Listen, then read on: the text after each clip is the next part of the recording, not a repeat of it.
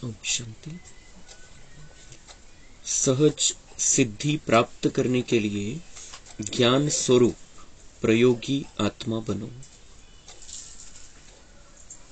आज ज्ञानदाता वरदाता अपने ज्ञानी आत्मा योगी आत्मा बच्चों को देख रहे हैं।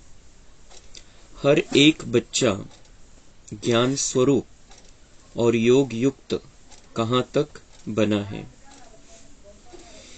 ज्ञान स्वरूप बनना अर्थात हर संकल्प, बोल और कर्म समर्थ होगा, व्यर्थ समाप्त होगा, क्योंकि जहां समर्थ है वहां व्यर्थ हो नहीं सकता।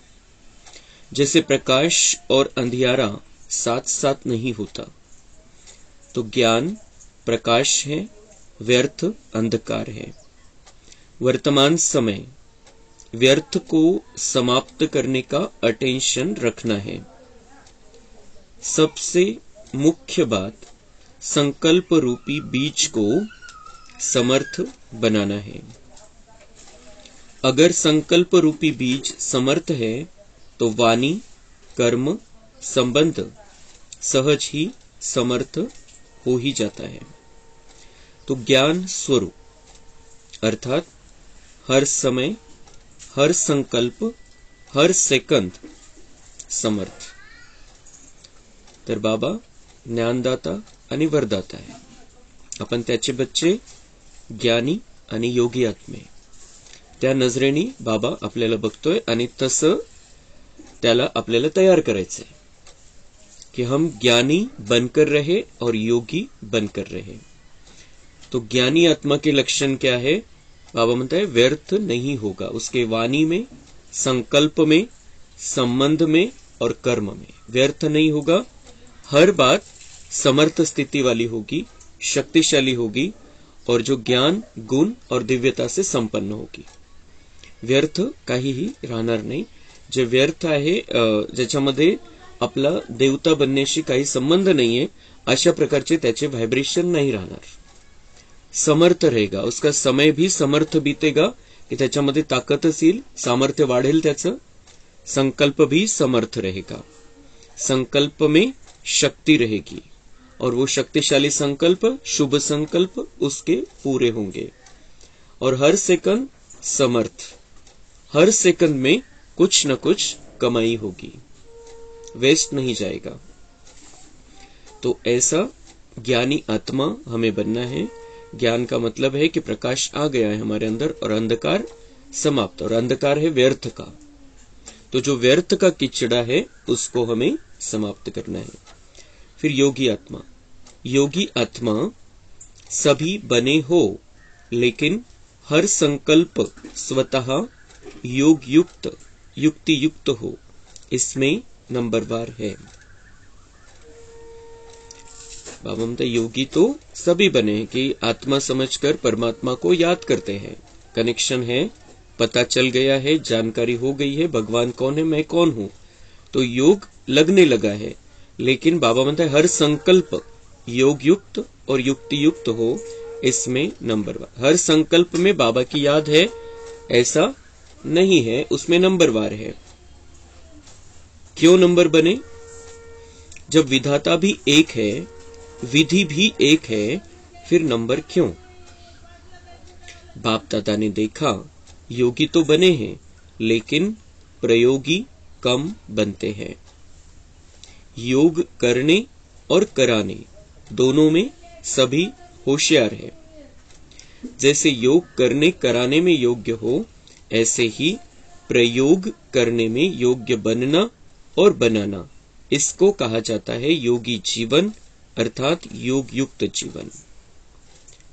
तो इस योग का प्रयोग हमें करना है, ते प्रॅक्टिकल मध्ये आणायचंय। बाबांची आठवण प्रॅक्टिकल आपल्या कर्मामध्ये, बोलण्यामध्ये, व्हायब्रेशन मध्ये असली पाहिजे आणि जे काही बाबा शिकवतो आपल्याला त्याचा प्रयोग करायचा आहे। दोन गोष्टी आहे, एक तर आपल्या वागण्या बोलण्यामध्ये ते आलं पाहिजे, ती धारणा दिसली पाहिजे, आणि दुसरं जे बाबा सांगतो त्याचं प्रॅक्टिकल प्रयोग करून बघायचंय आणि लोकांना सिद्ध करून दाखवायचंय। इथं जे काही बाबा आपल्याला सांगतो त्याच्यामध्ये कुठल्याही प्रकारची अंधश्रद्धा नाहीये आणि बाबांना अंधश्रद्धा बिलकुल पसंत नाहीये. अंधश्रद्धेपासून मुक्त करण्यासाठीच बाबा आलेला है. तो इसलिए बाबा कहता है मैं जो कहता हूं उसे ऐसे ही डायरेक्ट नहीं स्वीकारा तो भी चलेगा, प्रयोग करो, उसको प्रयोग में लाओ, प्रॅक्टिकल में लाओ. त्याचा प्रयोग करून तुम्ही स्वतः बघा आणि दुनियावाल्यांनाही दाखवून द्या. कारण इथं दुनियेमध्ये प्रॅक्टिकल प्रूफ पाहिजे, पुरावा पाहिजे. आपण जे काही सांगतोय त्याचा पुरावा पाहिजे. आपण सांगतोय तर दुसरे पण सांगताय, दुसरे पण वेगवेगळ्या गोष्टी सांगतात. जो प्रत्येकाची आपली आपली श्रद्धा आहे, प्रत्येकाची आपली आपली भावना आहे. पण इथं बाबा श्रद्धा अंधश्रद्धा नाही ठेवायला शिकवत. बाबा सांगतो की मी जे सांगतोय तुम्हाला प्रत्येक मुरलीमध्ये बाबांनी जे जे सांगितलेलं आहे, बाबा म्हणतात प्रयोग करो उसका, त्याचा प्रयोग करा. तसंच्या तसं ऍक्सेप्ट नका करून घेऊ. कारण आपण भावनेच्या भरात येऊन ऍक्सेप्ट करून घेऊ शकतो, पण आपण त्याचा अनुभवच घेतलेला नाहीये तर दुसरं कोणीतरी काहीतरी आपल्याला कुठेही भरकटून नेऊ शकतो. इसलिए ये योग जो है, बाबा जो हमें राजयोग सिखाता है, उसका एक तो हर संकल्प में हमें प्रयोग करना ही है, उस राजयोग का उपयोग करना ही है. लेकिन जो जो बाबा हमें बातें बताता है उसका प्रयोग करके भी देखना है. त्याला प्रॅक्टिकल मध्ये आणून पण बघायचं आहे. त्या प्रयोग शब्दाचे दोन अर्थ आहे की आपल्या प्रॅक्टिकल मध्ये दिसलं पाहिजे जीवनामध्ये, आणि ज्या ज्या गोष्टी बाबांनी समजून सांगितलेल्या आहे त्याचा प्रयोग करून बघायचा आहे, उपयोग करून बघायचा आहे, त्याच्यावर चिंतन करायचं आहे, मंथन करायचं आहे. आणि ज्या वेळेला तशी परिस्थिती असेल त्यावेळेला तो ज्ञानाचा पॉइंट वापरून बघायचा आहे. तो ये दो तरीके से हमें ये राजयोग का प्रयोग करना है. तो ऐसा बाबा म्हणता है कि इसलिए नंबर हो जाते हैं. कोई प्रयोग करता है, कोई नहीं करता है. किसी ने सिर्फ स्वीकार लिया है भावना से, लेकिन स्वीकारना अलग बात है, प्रैक्टिकल जीवन में लाना अलग बात है, और परिस्थिति के समय उसे यूज करना अलग बात है. अभी प्रयोगी जीवन की आवश्यकता है. बाबा म्हणताय आता याला प्रॅक्टिकल मध्ये आणणं आवश्यक आहे. थेअरी झाली, थेअरी माहिती झाली सगळ्यांना, त्याला आता प्रयोगामध्ये आणायचंय. जो योग की परिभाषा जानते हो, वर्णन करते हो, वो सभी विशेषताएं प्रयोग में आती है. प्रयोग में आती है. सबसे पहले अपने आप में यह चेक करो कि अपने संस्कार परिवर्तन में कहां तक प्रयोगी बने हो. तर या राजयोगचा प्रयोग आपल्या एका संकल्पावरती आपल्याला करायचा आहे आणि त्या आधाराने आपल्याला चेक करायचंय की संस्कार किती बदलले, कोणते बदलायचे राहिलेले, किती परिवर्तन आलेलं आहे, किती टक्के परिवर्तन आलेलं आहे, कोणत्या विकारांचा कोणता संस्कार आपल्यामध्ये शिल्लक आहे, अजून कोणत्या विकारांच्या संस्कारमध्ये आपण परिवर्तन केलेलं आहे, देवतांसारखे आपण किती बनलेलो आहे. बाबा म्हणतात ये चेक करो और फिर उसको परिवर्तन करने के लिए प्रयोग करो, राजयोग का प्रयोग करो. क्योंकि आप सबके श्रेष्ठ संस्कार ही श्रेष्ठ संसार की रचना की नींव है. अगर नींव मजबूत है तो अन्य सभी बातें स्वतः मजबूत हुई ही पड़ी है. तो यह देखो कि संस्कार समय पर कहां धोखा तो नहीं देते हैं.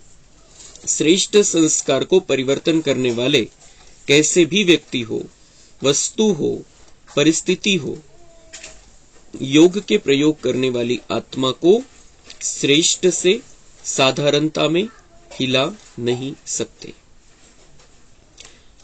ऐसे नहीं कि बात ही ऐसी थी, व्यक्ति ही ऐसा था, वायुमंडल ऐसा था, इसलिए श्रेष्ठ संस्कार को परिवर्तन कर साधारण या व्यर्थ बना दिया.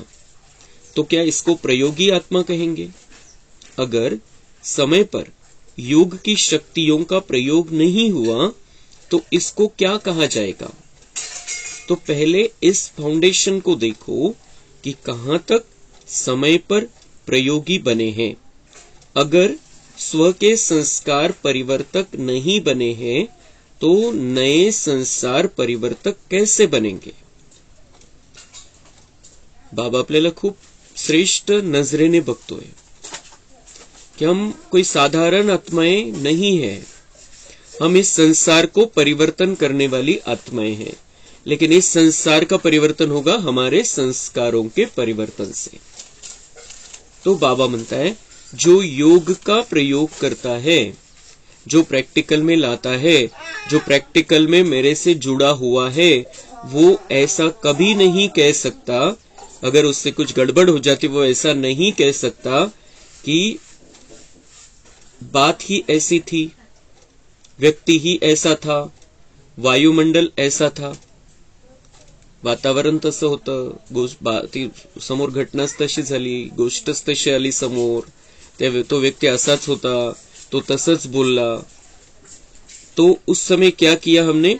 हमारी योग की शक्ति का प्रयोग नहीं किया.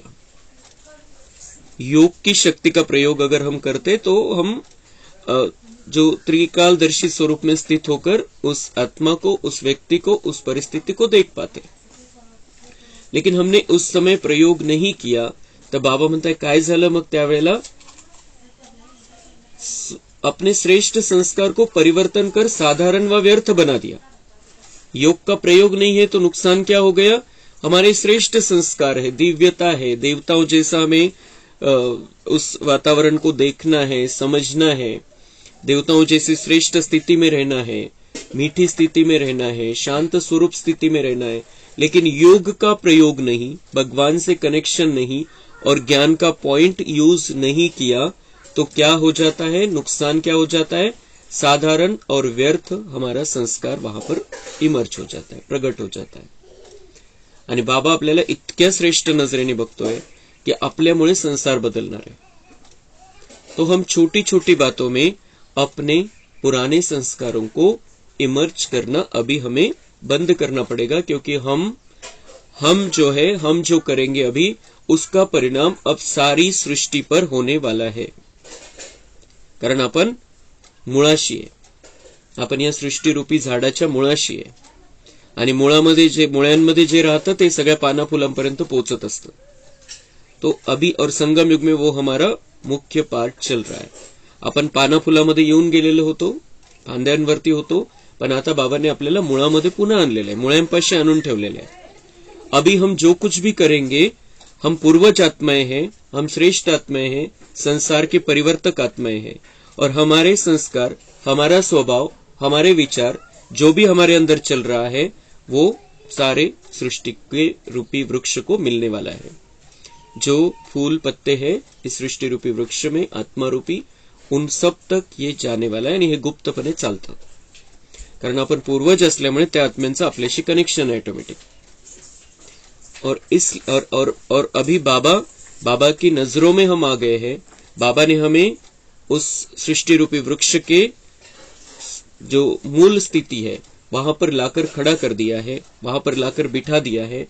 तो अभी ऑटोमॅटिक ये सब कुछ होने वाला है. आणि म्हणून बाबांना वाटतं की बच्चांनी आता संपूर्णपणे स्वतःला बदलून घ्यावं, देवतांसारखं बनावं, कारण फार मोठी जिम्मेदारी आहे आपल्याला ही दुनिया बदलून टाकायची. आणि दुनिया कशी बदलणार? हम बच्चों के संस्कार परिवर्तन से संसार परिवर्तन होने वाला है. अशीच नाही बदलणार दुनिया किंवा बाबा काहीतरी चमत्कार करेल आणि दुनिया बदलून जाईल, असं नाही. सगळं प्रॅक्टिकल मध्ये होणार है. बच्चे बदल जाएंगे तो ये दुनिया भी बदल जाएंगी. बाबा के बच्चों को बदलना अभी जरूरी है. संपूर्ण रीति से हमें अपने अंदर परिवर्तन लाना है. मग प्रयोगी आत्मा कौन? प्रयोगी आत्मेचे निशाने. प्रयोगी आत्मा की पहली निशानी है संस्कार के ऊपर सदा प्रयोग में विजयी. जो प्रयोगी आत्मा आहे, जो प्रयोगामध्ये आणतोय, बाबांच्या ज्ञानाला प्रॅक्टिकल मध्ये आणतोय, त्याची निशानी आहे संस्कार के ऊपर सदा प्रयोग में विजय. संस्कारांवरती या राजयोगाचा प्रयोग करून विजय प्राप्त करणार. दूसरी निशानी प्रकृति द्वारा आने वाली परिस्थितियों पर योग के प्रयोग द्वारा विजय. समय प्रति समय प्रकृति की हलचल भी योगी आत्मा को अपनी तरफ आकर्षित करती है. तो ऐसे समय पर योग की विधि प्रयोग में आती है. कभी योगी पुरुष को व पुरुषोत्तम आत्मा को प्रकृति प्रभावित तो नहीं करती, क्योंकि ब्राह्मण आत्माएं पुरुषोत्तम आत्माएं हो. प्रकृति पुरुषोत्तम आत्माओं की दासी है. मालिक दासी के प्रभाव में आ जाए, इसको क्या कहेंगे?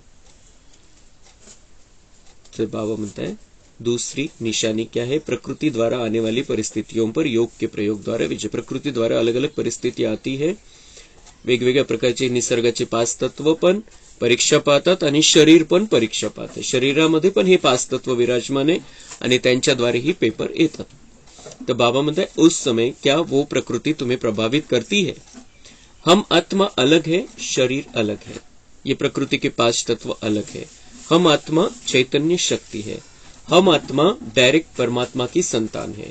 तर बाबा म्हणताय की जर तुम्ही प्रयोगी आत्मा आहे, जर राजयोगाचा अभ्यास तुम्ही चांगल्या प्रकारे करताय, तर ही प्रकृति तुम्हाला प्रभावामध्ये घेऊ शकत नाही. क्योंकि वो दासी है. हम पुरुषोत्तम आत्मा है और हमारी वो दासी है. मालिक दासी के प्रभाव में आ जाए तो इसको क्या कहेंगे? आजकल पुरुषोत्तम आत्माओं को प्रकृति साधनों और सैल्वेशन के रूप में प्रभावित करती है. साधन व सैल्वेशन के आधार पर योगी जीवन है. साधन व सैल्वेशन कम तो योग युक्त भी कम. इसको कहा जाता है प्रभावित होना. योगी व प्रयोगी आत्मा की साधना के आगे साधन स्वतः ही स्वयं आते हैं. साधन साधना का आधार नहीं हो, लेकिन साधन साधनों को स्वतः आधार साधना साधनों को स्वतः आधार बनाएगी. इसको कहा जाता है प्रयोगी आत्मा. तर बाबा म्हणते साधनाच्या आधाराने तुमचं हे जीवन नाही चाललं पाहिजे. तुमची साधना हे एक सेपरेट गोष्ट आहे. आत्मा का परमात्मा से मिलन है, ही एक सेपरेट गोष्ट आहे. काही साधन आहे, साधन मिळालं, साधन मिळतंय, नाही मिळत आहे, साधन आहे, साधन काम करत नाहीये, त्याच्या प्रभावामध्ये न येता तुमचं आतल्या आत जे अंतर्गत कनेक्शन आहे ते बाबांशी कंटिन्यू असलं पाहिजे. आणि त्या आधाराने तुम्ही आपले जे शरीराचे 5 तत्व आहे त्यांच्यावरती विजय प्राप्त करायचा आहे. आणि दुनियेमध्ये जे वातावरण आहे 5 तत्वामुळे त्यांच्यामुळे पण तुम्ही प्रभावामध्ये नाही यायचंय. तो चेक करो. संस्कार परिवर्तन विजयी और प्रकृति के प्रभाव के विजयी कहां तक बने हैं? तीसरी निशानी है विकारों पर विजयी. योगी व प्रयोगी आत्मा के आगे ये 5 विकार जो दूसरों के लिए जहरीले सांप है, लेकिन आप योगी प्रयोगी आत्माओं के लिए ये सांप गले की माला बन जाते हैं. प्रयोगी आत्म्याची तिसरी निशाणी विकारों पर विजय. तर आपण चेक करायचं हे 5 विकार रूपी साप यांनी आपल्याला विषारी बनवलं, आपल्यामध्येच राहिले. आणि आता आपण काय काय त्याच्यामध्ये परिवर्तन काय केलेले, कोणत्या सापांना समाप्त करून टाकलेले त्या 5 पैकी, कोणत्या सापांना कमजोर केलेले आणि कोणते साप अजून वळवळ करताय हे चेक करायचंय. आणि या 5ही सापांवरती आपल्याला विजय प्राप्त करायचा. त्याची निशाणी काय दाखवली? आपण विजय प्राप्त केला होता. दर कल्पामध्ये आपण या 5 विकार रूपी सापांवरती विजय प्राप्त करत असतो. त्याची निशाणी दाखवलेली आहे. आप ब्राह्मणों के और ब्रह्मा बाप के अशरीरी तपस्वी शंकर स्वरूप का यादगार अभी भी भक्त लोग पूजते और गाते हैं. दूसरा यादगार, ये सांप आपके अधीन ऐसे बन जाते जो आपके खुशी में नाचने की स्टेज बन जाते हैं. हे साप म्हणजे ते साप नाहीये जे दाखवले गेलेले भक्ती मार्गामध्ये की शंकराच्या गळ्यामध्ये साप आहे. तर ती यादगार आहे. शंकर आपल्या तपस्येचे यादगार आहे. ब्रह्माबाबांच्या तपस्वी स्वरूपाचे यादगार शंकर आहे. शंकर तसा नाही जसं दाखवलं गेलेलं आहे. ब्रह्माबाबांच्या तपस्वी स्वरूपाचं ते यादगार आहे.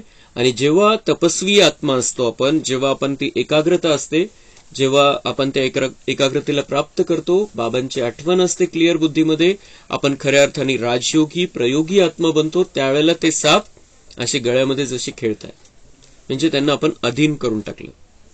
तो ये हमारा और ब्रह्मा बाबा का यादगार है. हम बच्चों का और ब्रह्मा बाबा का यादगार है. शंकर और उसके गले में सांप. आणि दुसरे यादगार दाखवलं की उस पर नाच रहे, उस सांप पर. जसं कालिया मर्दन दाखवलं, श्रीकृष्ण डान्स करतोय त्या सापावरती. तर ते अशा सापावरती डान्स करण्याचा विषय नाहीये, ते या विकारांना अधीन केलं होतं आपण. त्याची निशाणी बाबा म्हणते ही भक्ती मार्गामध्ये दाखवलेली आहे. तर या विकारांवरती विजय प्राप्त करा. बाबा म्हणते अभी तुम्हारा वो प्रैक्टिकल में करने का समय है. तर ज्या सापावरती आपण विजय प्राप्त नाही केलेला आहे 5 पैकी, त्याच्यावरती विजय प्राप्त करायचा आहे. काही वरती आपण प्राप्त केलेला आहे, काही मध्ये थोडी कमजोरी राहिलेली आहे, त्याला आपल्याला समाप्त करायचं आहे. तो ये सांप आपके अधीन ऐसे बन जाते जो आपके खुशी में नाचने की स्टेज बन जाते हैं. जब विजयी बन जाते हैं तो क्या अनुभव करते हैं, क्या स्थिति होती है? खुशी में नाचते रहते हैं ना, तो यह स्थिति स्टेज के रूप में दिखाई है. स्थिती को भी स्टेज कहा जाता है. हे नाचण्याची स्टेज दाखवलेली, बाबा म्हणतात ती स्थिती दाखवलेली. तर ही आत्मिक आनंदाची स्थिती आहे. जेव्हा आपण विकारांवरती विजय मिळवतो तेव्हा तो खरा आनंद होतो. विकारांमध्ये तात्पुरता क्षणिक आनंद आहे आणि त्याच्यामध्ये दुःख आहे. पण आपण जेव्हा खऱ्या अर्थाने या विकारांवरती विजय मिळवतो तेव्हा ती जी खुशी मिळते त्या खुशीचं वर्णन नाही होऊ शकत. ती आत्मिक आनंदाची स्थिती अति उच्च परमोच्च स्थिती आहे, जी आपल्याला सत्युगामध्ये पण प्राप्त नाही होणार. जी इथं विकारांवरती विजय मिळवून आपण जो आनंद प्राप्त करणार आहे तो आनंद, त्या आनंदाची तुलना सत्युगातल्या आनंदाशीही होऊ शकत नाही. हे बाबांनी कितीतरी वेळा सांगितलेलं आहे. यहाँ का अतीन्द्रिय सुख वहां के सुख से कम है, लेकिन वो स्थिति, वैसे जीवन हमारा होना चाहिए. ऐसे विकारों पर विजय हो, इसको कहा जाता है प्रयोगी. तो यह चेक करो कहां तक प्रयोगी बने हैं. अगर योग का समय पर प्रयोग नहीं, योग की विधि से समय पर सिद्धि नहीं, तो यथार्थ विधि कहेंगे. तर बाबा म्हणताय वेळेवरती जर तो योग तुमच्या कामात येत नाहीये तर याचा अर्थ कुठेतरी काहीतरी चुकतंय. मेथड चुकीची आहे, पद्धत चुकीची वापरलेली आहे. कि स्वयं को आपने सेट ही नहीं किया, मैं आत्मा हूं, मैं परमात्मा की संतान हूं, मैं विश्व परिवर्तक आत्मा हूं, मेरे संस्कार परिवर्तन से संसार परिवर्तन होने वाला है, ये पक्का ही नहीं किया है. कहीं ना कहीं गड़बड़ है और इसलिए फिर योग प्रयोग में नहीं आता है. समय अपनी तीव्र गति समय प्रति समय दिखा रहा है. अनेकता, अधर्म, तमोप्रधानता हर क्षेत्र में तीव्र गति से बढ़ता जा रहा है. ऐसे समय पर आपके योग के विधि की वृद्धि व विधि के सिद्धि में वृद्धि तीव्र गति से होना आवश्यक है. तर त्याच वेळेला बाबांनी इशारा दिला होता. 1993 ची मुरली आहे, 30 वर्षापूर्वी बाबांनी सांगितलं होतं काय परिस्थिती, आणि या 30 वर्षामध्ये आपण बघितलं की किती मोठं परिवर्तन झालेलं आहे. 1993 पासून 1993चं जीवन, 1993ची दुनिया, तिथलं वातावरण, पाणी, हवा, जमीन, ही परिस्थिती, मनुष्याचे स्वभाव, आपसामध्ये स्नेह, हे जे परिवर्तन 30 वर्षामध्ये झालेलं आहे हे आपण डायरेक्ट आणि प्रॅक्टिकल बघितलेलं आहे. त्यावेळेला बाबांनी हा इशारा दिला होता कि समय अपनी तीव्र गति समय प्रति समय दिखा रहा है. अनेकता, अधर्म, तमोप्रधानता हर क्षेत्र में तीव्र गति से बढ़ता जा रहा है. प्रगती झाली, भारताचं नाव सगळीकडे होतंय, खूप मोठी प्रगती झालेली, खूप सुविधा मिळाल्या, 93 मध्ये नव्हत्या, त्याच्या तुलनेमध्ये खूप मोठ्या सुविधा निर्माण झाल्या. पण या 3 गोष्टी त्याच्यामध्ये वाढत झालेली, जसं बाबांनी त्यावेळेला सांगितलं. अनेकता बढ़ती जा रही. हम एक थे लेकिन एक से अनेक होते गए, अनेक में अनेकता में, और वो मतभेद का कारण बन गया. और मतभेद अभी अंत समय में जो आपस की यादवी जे युद्ध होणार आहे आपसामध्ये, त्याची ठिणगी तेव्हापासूनच पडायला सुरुवात झाली आणि ते अतिमध्ये गेलेले आहेत. ते अनेकतेचा परिणाम आता हा गृहयुद्धामध्ये होणार आहे भारतामध्ये. तो वो अनेकता बढ़ती गई, अधर्म बढ़ता गया, धार्मिक वातावरण वाढत गेलं.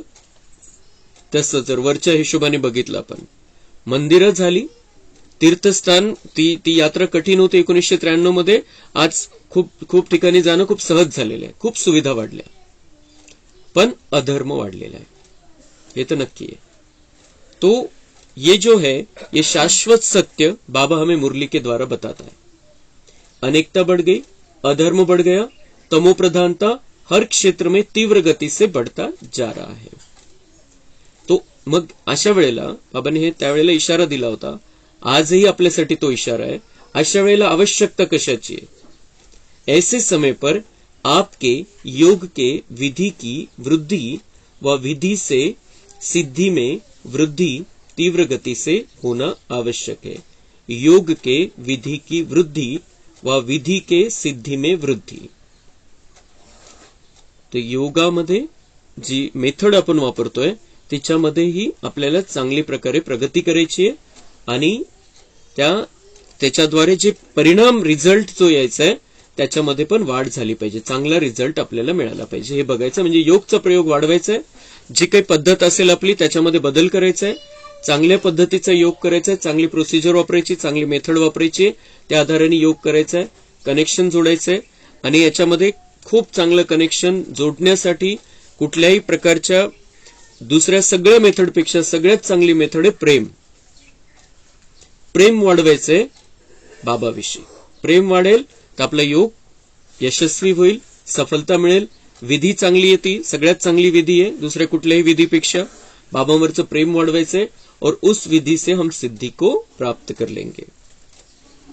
नंबर आगे बढ़ने का आधार है प्रयोगी बनने की सहज विधि। तो सहज विधि हमें निकालनी है। तो बाप दादा ने क्या देखा, समय पर प्रयोग करने में तीव्र गति के बजाय साधारण गति है, अभी इसको बढ़ाओ। तो क्या होगा, सिद्धि स्वरूप अनुभव करते जाएंगे। आपके जड़ चित्रों द्वारा सिद्धि प्राप्त करने का अनुभव करते रहते हैं। चैतन्य में सिद्धि स्वरूप बने हो तब यह यादगार चला आ रहा है। बाबा म्हणतात तुमच्या मूर्त्यांच्याद्वारे त्यांना असा अनुभव होतो की सिद्धी मिळाली, मूर्त्यांच्याद्वारे अनुभव होतो की मला वरदान मिळालं, या मूर्तीचं दर्शन केलं मी तर माझं जीवनच बदलून गेलं। लेकिन बाबा म्हणते वो क्यों होता है, क्योंकि चैतन्य में तुम सिद्धि स्वरूप बने हो, तब वो यादगार बना हुआ है। हम यहाँ पर संगम युग में वैसे बने हैं और वो वाइब्रेशन, वो आत्माएं हमारे मूर्ति के द्वारा खींच लेती है। हमने जो किया है वो वाइब्रेशन के रूप में उस मूर्ति के द्वारा निकलता है आणि बाबा म्हणते त्यामुळे ते होतं। असं नाही की ते जड मूर्तीमध्ये काहीतरी आहे, लेकिन तुम्हारे वाइब्रेशन जो संगम युग में तुमने किया है उस वाइब्रेशन के आधार से ये सारा कार्य चलता है। आणि बाबा म्हणते मग त्या मूर्तीद्वारे जर होतंय, तुम्ही तर आता चैतन्यमध्ये, आता तुम्ही डायरेक्ट द्या त्यांना, डायरेक्ट तुम्ही एक तर योग करा, प्रयोगी बना आणि मग त्या आधाराने तुम्ही इतके शक्तिशाली, इतके पॉवरफुल बना, इतके चांगले व्हायब्रेशन तुमच्याद्वारे निघाले पाहिजे की त्यांना यांच्याकडे आल्यानंतर सिद्धी प्राप्त झाल्याचा अनुभव झाला पाहिजे। ही स्थिती आपल्याला प्रॅक्टिकल मध्ये इथं करायची आहे। तो चैतन्य में सिद्धि स्वरूप बने हो तब यह यादगार चला आ रहा है, रिद्धि सिद्धि वाले नहीं, विधि से सिद्धि। तो समझा क्या करना है।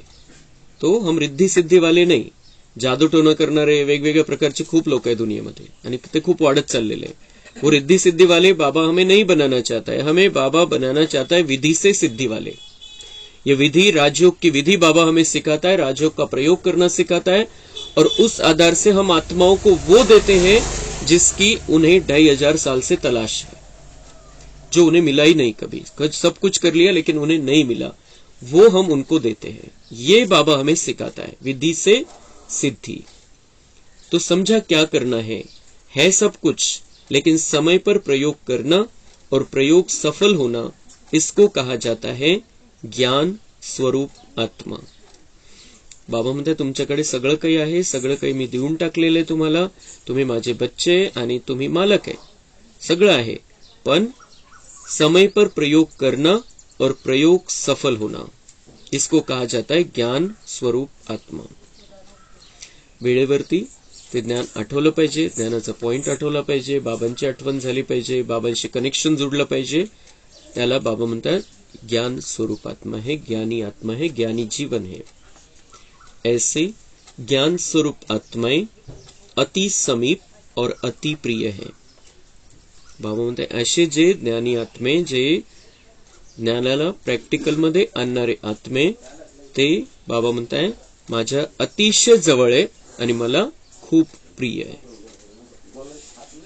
अच्छा, सदा योग की विधि द्वारा श्रेष्ठ सिद्धि को अनुभव करने वाले, सदा साधारण संस्कार को श्रेष्ठ संस्कार में परिवर्तन करने वाले, संस्कार परिवर्तक आत्माओं को सदा प्रकृति जीत, विकारों पर जीत प्राप्त करने वाले विजयी आत्माओं को सदा प्रयोग के गति को तीव्र अनुभव करने वाले ज्ञान स्वरूप योग युक्त योगी आत्माओं को बाप दादा का याद प्यार और नमस्ते।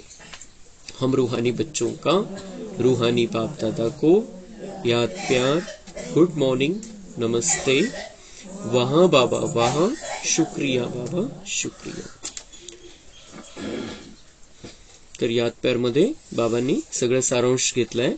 सदा योग की विधि द्वारा श्रेष्ठ सिद्धि को अनुभव करने वाले, योग की विधि द्वारा श्रेष्ठ सिद्धि को अनुभव करने वाले। श्रेष्ठ सिद्धि है कि हमें एक तो अपने आप में संपन्न बनना है, संपूर्ण बनना है और सबको इस भरपूरता का अनुभव कराना है। तो वो कैसे होगा? योग की विधि द्वारा।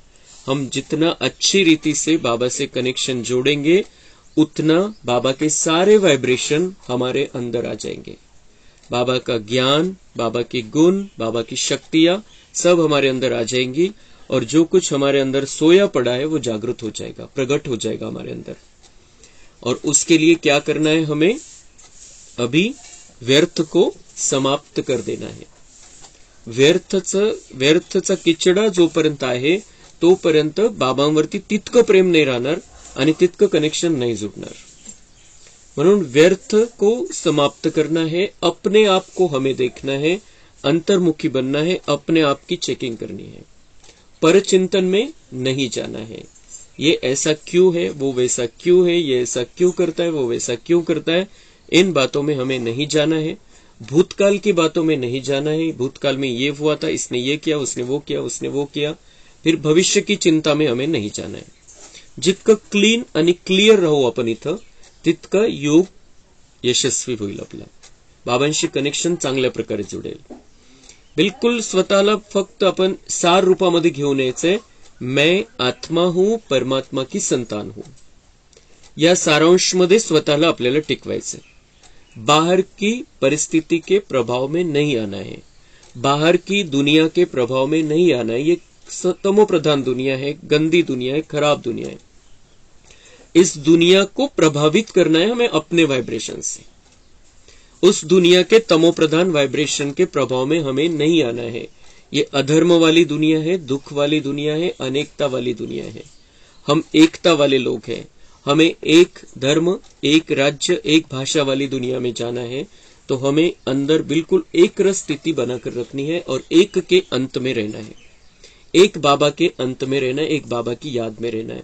तो वो हमारा योग अच्छा हो जाएगा और योग का प्रयोग भी हमारा सफल हो जाएगा। योग का प्रयोग जीवन में अपना करके हम अपना भी कल्याण करेंगे, अपना देवत्व पुनः जागृत करेंगे और दुनिया वालों को भी हम सही रास्ता बता सकेंगे। सदा साधारण संस्कार को श्रेष्ठ संस्कार में परिवर्तन करने वाले। जे साधारण संस्कार आपले झाले होते, चूक नाही आपली त्याच्यामध्ये, देहबान आला, चार्जिंग संपली, बाबा नव्हता आणि भक्ती मार्गामध्ये वेगवेगळ्या लोकांनी वेगवेगळ्या गोष्टी सांगितल्या आणि त्यामुळे आपले साधारण संस्कार झाले होते। त्याच्यामध्ये आपण स्वतःला दोषी नाही मानायचंय, झाले होते ठीक है, लेकिन अभी रोशनी में आ गए, अंधकार खत्म हो गया है। अभी बाबा ने हमें रोशनी दिलाई है, हम सत्य ज्ञान की रोशनी में आ गए हैं। तो अभी हमें समझ में दिख रहा है अभी कि ये साधारण संस्कार, ये देवता जैसा संस्कार नहीं है। तो उसको हमें खत्म करना है और उसको परिवर्तन करना है देवताओं जैसे संस्कार में।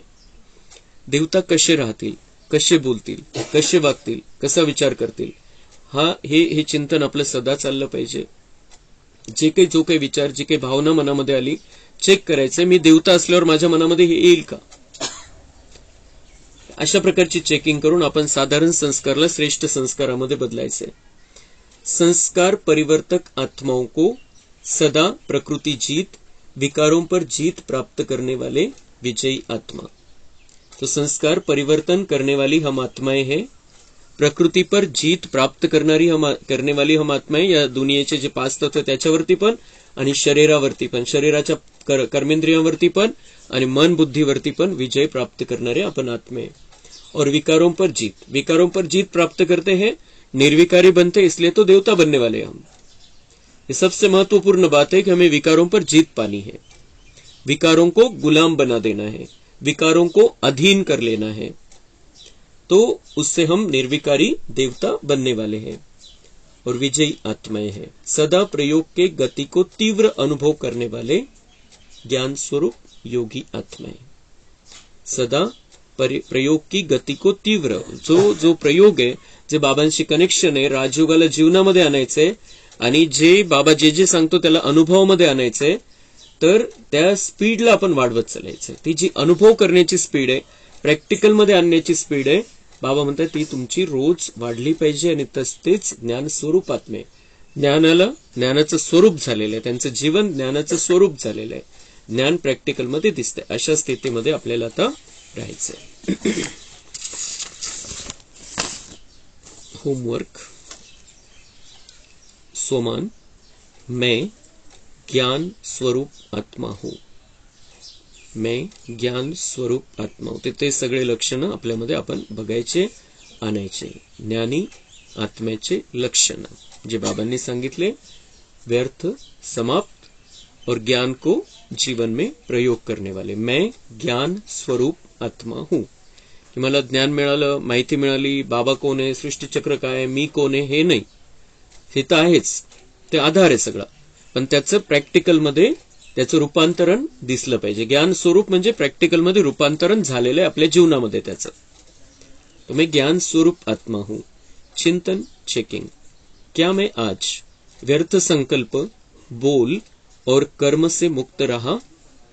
आज दिवसभर प्रयोग करायचा आहे, आपण स्वतःसाठी हा अभ्यास घ्यायचा आहे की मला आज बिलकुल व्यर्थ संकल्प करायचाच नाहीये, व्यर्थ बोलणं नाही आणि व्यर्थ कर्म पण नाही.